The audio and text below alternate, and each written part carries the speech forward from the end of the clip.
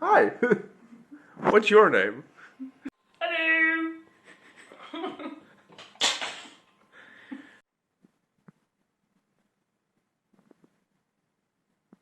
Kut, ik moet die vraag stellen, hè? Ja, wat was de vraag ook alweer? Oh ja. En dan kut, dat is weer de verkeerde. Dat is hem.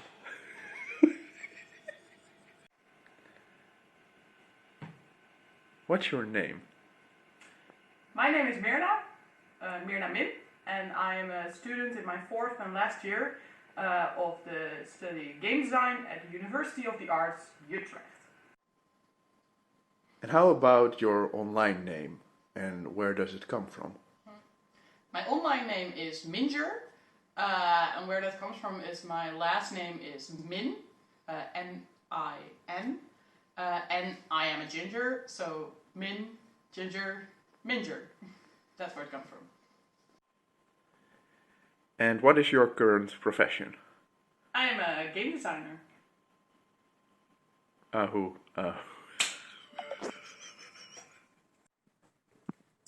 What is your ultimate goal?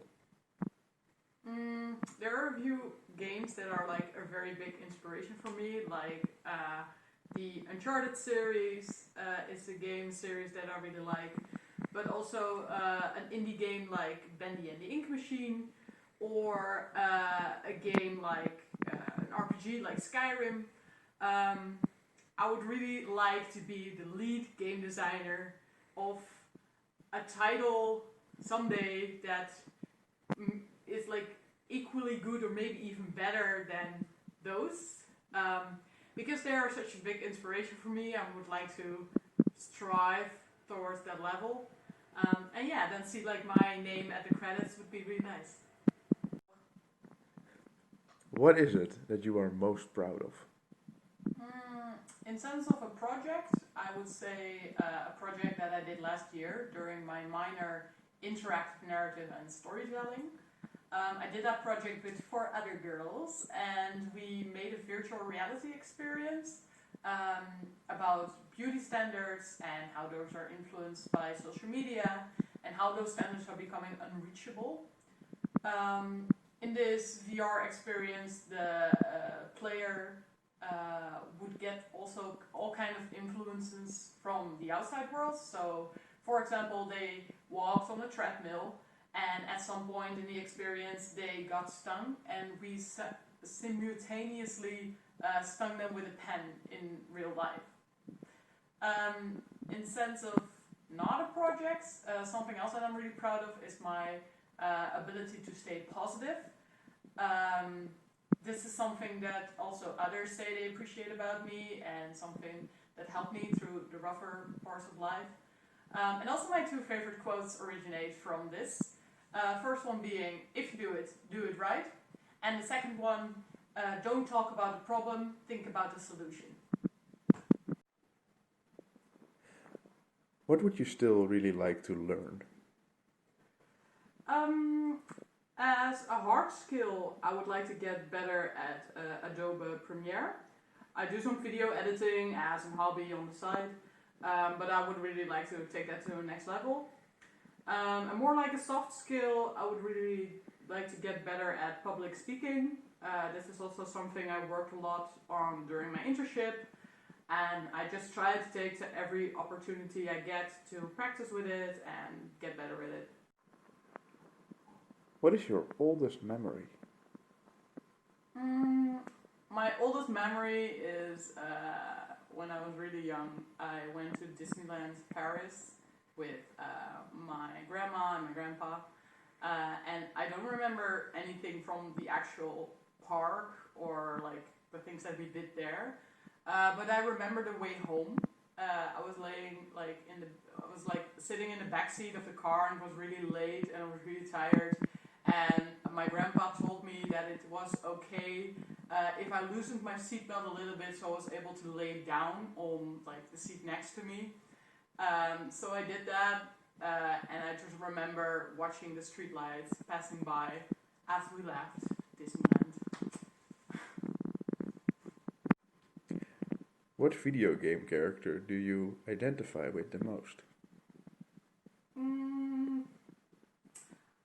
I think although I wouldn't describe myself as like a hardcore Legend of Zelda fan, like I haven't played any of the older games, but I did play Breath of the Wild on Nintendo Switch, and I think I would identify the most with Princess Zelda, since she's like a really strong female character with like a leading role, something I also do a lot in my projects.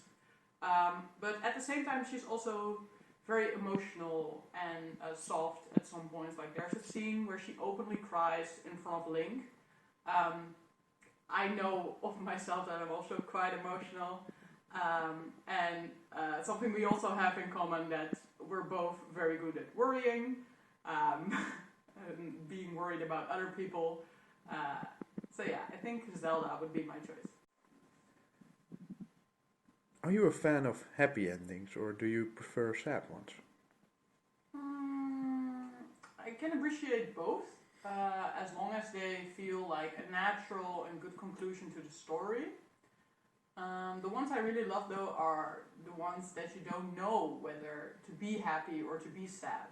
The endings that leave you kind of conflicted and don't know if you have to be happy or sad. Like The Last of Us Part 1 pulled this off really well in my opinion.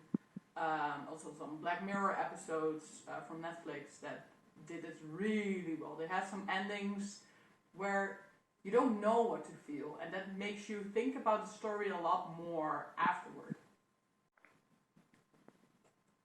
What is something you should have done by now in your life, but still haven't done yet? Getting my driver's license. That's something that I planned to do when I was 17.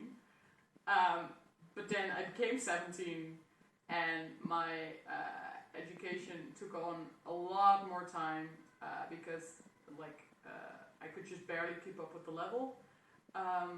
Then I started college and the money was gone. Years went by and I'm 21 now and I still don't have my driver's license. If time and money were no issue, what would you still like to make?